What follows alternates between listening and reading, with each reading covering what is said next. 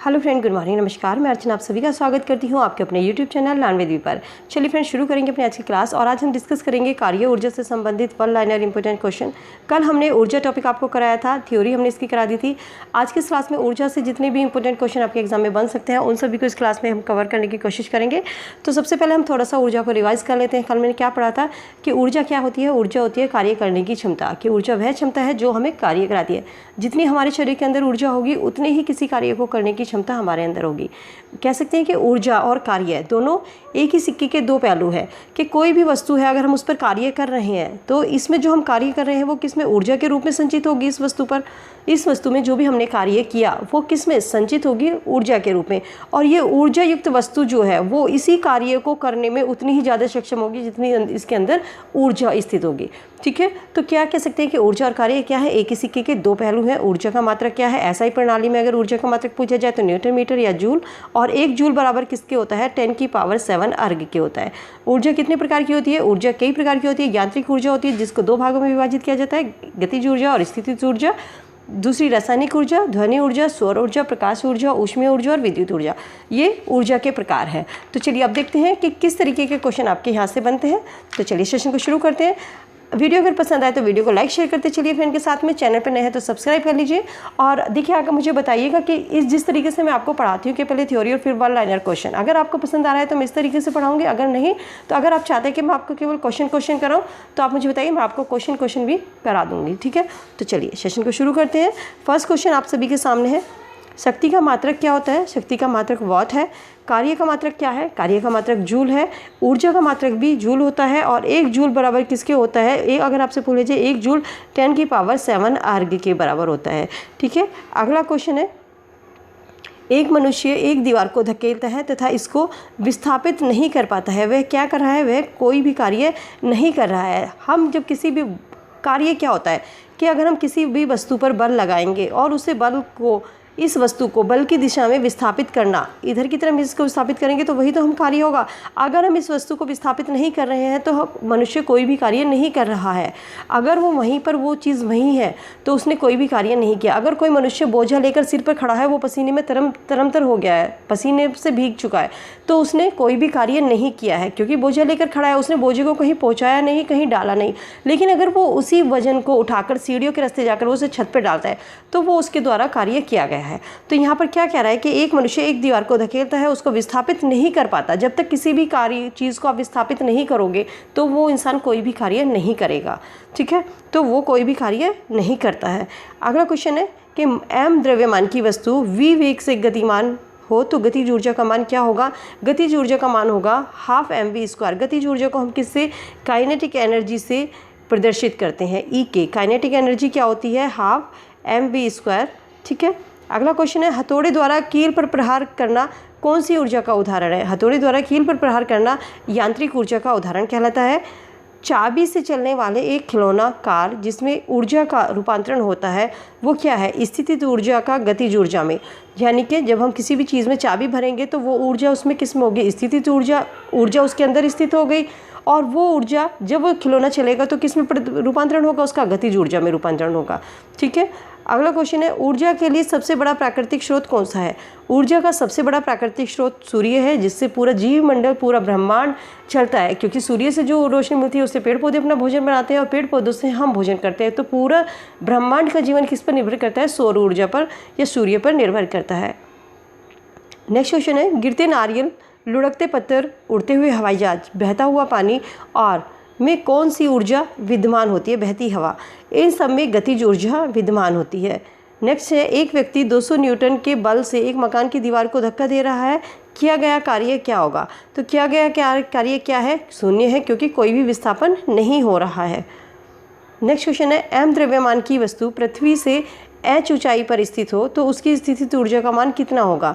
कोई भी m द्रव्यमान की वस्तु है, किसी भी वस्तु का द्रव्यमान कुछ भी है, 60 kg है और वस्तु की ऊंचाई पर स्थित है, 10 किलोमीटर की ऊंचाई पर वो स्थित है, तो उसकी स्थितिज ऊर्जा का मान क्या होगा, mgh होगा। स्थितिज ऊर्जा जिसे हम पोटेंशियल एनर्जी कहते हैं, इसका मान क्या होगा, mgh होगा। ठीक है, पृथ्वी की ओर मूल रूप से गिरती हुई वस्तु की कुल ऊर्जा का मान क्या होता है। पृथ्वी की ओर जो कोई भी वस्तु ऊपर से गिरती है तो उस वस्तु की कुल ऊर्जा का मान स्थिर रहता है। यदि कोई भी एक वस्तु का वेग दोगुना कर दिया जाए तो वस्तु की गतिज ऊर्जा कितनी होगी? वस्तु की जो गतिज ऊर्जा है वो 4 गुनी होगी। ये क्वेश्चन आपसे लास्ट ईयर भी सुपर टेट में एग्जाम में क्वेश्चन पूछा गया था। ठीक है, इंपोर्टेंट लगा लीजिएगा। m द्रव्यमान की वस्तु पृथ्वी से ऊंचाई पर स्थित है तो उसका स्थितिज ऊर्जा का मान, ये क्वेश्चन आपका रिपीट हो गया है। चलिए अगले क्वेश्चन की ओर आगे बढ़ते हैं। विद्युत ऊर्जा का व्यावसायिक मात्रक क्या है? विद्युत ऊर्जा का व्यावसायिक मात्रक किलोवाट घंटा है। एमकेएस पद्धति में कार्य का मात्रक क्या होता है? एमकेएस पद्धति में या एसआई प्रणाली में कार्य का मात्रक जूल होता है। ऊर्जा का मात्रक क्या होता है? ऊर्जा का मात्रक जूल होता है, क्योंकि ऊर्जा और कार्य एक ही सिक्के के दो पहलू हैं। तो जो ऊर्जा के मात्रक होंगे वही कार्य के मात्रक होंगे। आपको कंफ्यूज बिल्कुल भी नहीं होना है। और देखिए कार्य के मात्रक, उम्मीद करती हूँ कि आपको याद हो गया होगा।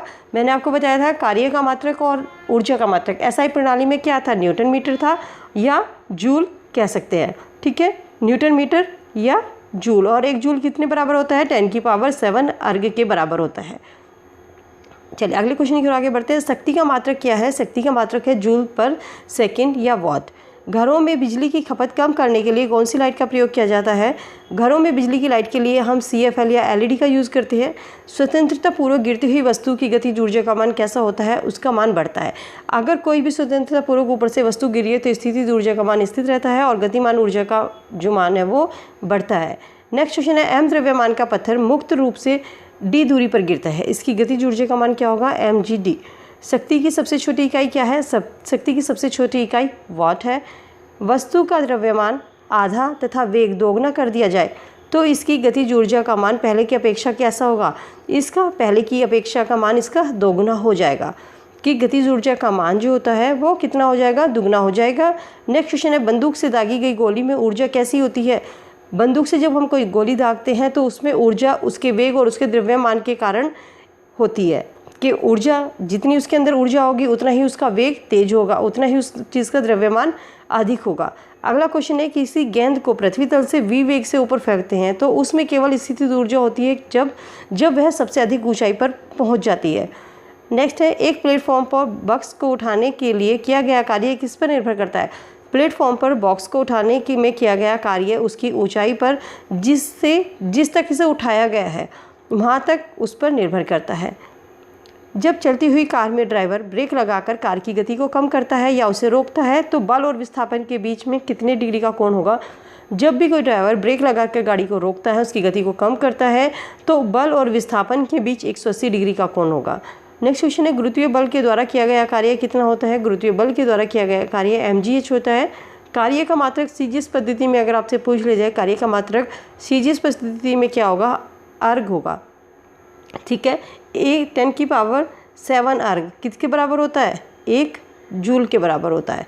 1 जूल किसके बराबर होता है? 10⁷ अर्ग के। 1 जूल कितने बराबर होता है? 10⁷ अर्ग के। ये 107 नहीं है, 10⁷ यहाँ पर करिएगा। ठीक है, चलिए अगला क्वेश्चन है, जब किसी वस्तु पर लगने वाला बल इसके विस्थापन की दिशा में हो तो किए गए कार्य का व्यंजक लिखिए। यानी कि कार्य का सूत्र क्या होगा?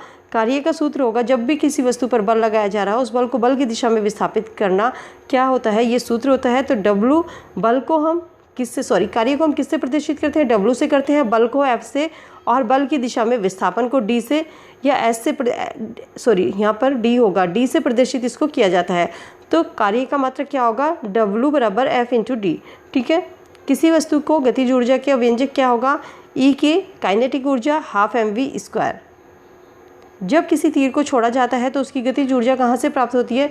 जो उसमें संचित ऊर्जा, जब हमने तीर कमान को खींचा, प्रत्यांचा उसकी चढ़ाई तो उसमें ऊर्जा स्थित हो गई, तो वो तीर कितनी गति से जाएगा? जितनी उसमें हमने ऊर्जा को स्थित किया, जितना हमने उसको धनुष को खींचा उसमें ऊर्जा संचित हो गई, और जितनी अधिक संचित ऊर्जा होगी उतनी ही तेज गति से वो दूर जाएगा अपना।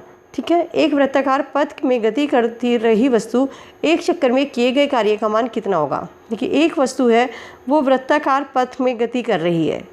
ठीक है, और वस्तु द्वारा चक्कर में किए गए कार्य का मान कितना होगा? किए गए कार्य का मान क्या होगा? 0 होगा, क्योंकि वृत्ताकार पथ में चक्कर में विस्थापन 0 होता है। विस्थापन 0 होगा। विस्थापन मैंने आपको क्या बताया था कि जितनी भी दूरी हम चलते हैं, अगर कोई इंसान यहाँ से चलेगा 4 किलोमीटर और इधर गया 5 किलोमीटर, ठीक है, यहाँ से गया ये। और विस्थापन क्या होता है? विस्थापन सरल रेखे में होता है, न्यूनतम दूरी होती है, लेकिन प्रारंभिक बिंदु से अंतिम बिंदु के बीच की दूरी विस्थापन होगी। लेकिन अगर कोई भी इंसान जिस बिंदु से उसने चलना प्रारंभ किया और वापस उसी बिंदु पर आकर रुका, अपनी प्रारंभ ए बिंदु से चलना शुरू किया और बी बिंदु पर पहुँचा और बी से फिर वापस ए पर रुका, तो इसका विस्थापन कैसा होगा? विस्थापन शून्य होगा। तो यहाँ पर ये कह रहा है कि जब कोई वृत्ताकार पथ में वस्तु गति कर रही है और वस्तु के द्वारा एक चक्कर में किया गया कार्य कितना होगा? शून्य होगा, क्योंकि जब वो वृत्ताकार पथ में गति कर रहा है तो उसका विस्थापन कैसा होता है?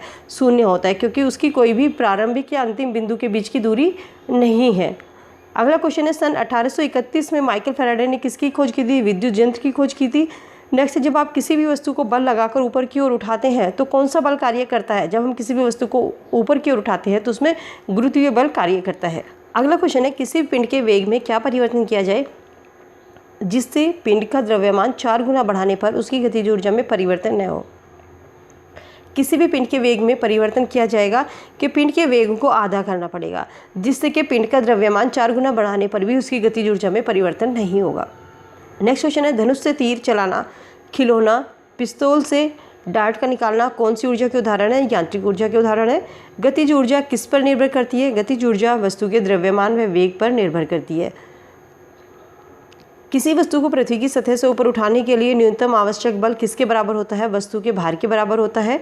किसी निकाय में अभिविन्यास के कारण कौन सी ऊर्जा संग्रहित होती है?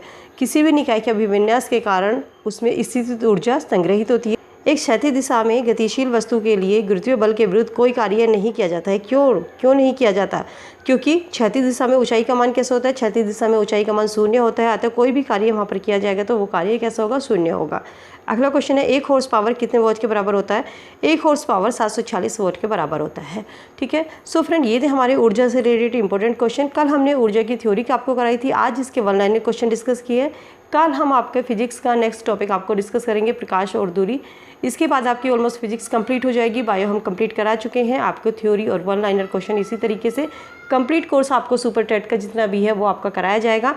इसके लिए चैनल को सब्सक्राइब कर लीजिए, चैनल पर नए हैं। वीडियो अगर पसंद आई है तो वीडियो को लाइक शेयर करते चलिए फ्रेंड के साथ में। वीडियो कैसी लगी फीडबैक कमेंट सेक्शन में कमेंट करना ना भूलिएगा। और देखिए, मैं आपसे प्लीज़ ये चीज़ कहना चाहती हूँ कि जितने भी लोग आप वीडियो को देखते हैं प्लीज़ वीडियो को लाइक शेयर करते चलिए। आपका एक लाइक हमको मोटिवेट करता है। और आपको अगर आप चाहते हैं कि किस तरीके का और कंटेंट आपको चाहिए, आप मुझे कमेंट सेक्शन में कमेंट करके लिख सकते हैं। तो चलिए, मिलती हूँ नई वीडियो में, तब तक के लिए goodbye, be happy, be safe. Thank you so much.